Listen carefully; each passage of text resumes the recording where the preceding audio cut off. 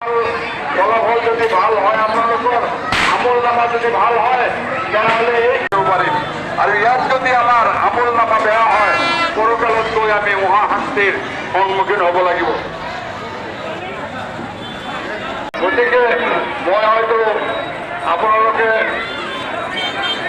ভাবিব পাৰে যে কিছু কথা অলপ কঠোৰভাৱে ক'লো। এইটোৱে বাস্তৱ সত্য, এইটোৱে বাস্তৱ সত্য। এইটো হৈছে তাৰ কিছু কাৰণ আছে, তেখেতে কিছু নিৰ্দেশনা দিয়াৰ কাৰণে কথাখিনি ক'লো।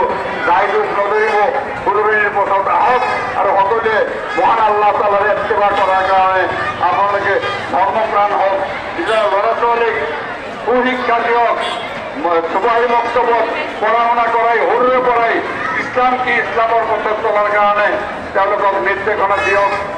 কথা মই সৰ্বশেষত ক'ব বিচাৰিছোঁ যে আজি ঈদৰ দিন, এই পবিত্ৰ ঈদৰ দিনত কিছুমান ডেকা বন্ধুৱে যেনেকৈ বাইক চলায়, যেনেকৈ এখন বাইকত 2-3টাকে বহি কি গতিত স্পীডত গাড়ী চলাই যায়, আৰু তাৰ জীৱনটোৰ কাৰণে চিন্তা কৰিবা। আজি এই জীৱনৰ দাম আছে আৰু ভৱিষ্যত তোমালোকৰ কৰিবলগীয়া বহুত আছে। ইয়াত মাইলষ্টুকো বহুত কৰিবলগীয়া আছে, বহুত দূৰ যাবলগীয়া আছে। গতিকে এই কথাখিনি মনত ৰাখি তোমালোকে চলিবা, আৰু খ্ৰীষ্টিয়ানসকলেও আপোনালোকে তেওঁলোকৰ এই পবিত্ৰ ঈদগাহত উপস্থিত সকলো শ্ৰদ্ধা জনসাধাৰণ, আমাৰ ঈদগাহ কমিটিৰ তৰফৰ পৰা আন্তৰিকভাৱে ধন্যবাদ তথা কৃতজ্ঞতা জনাইছোঁ।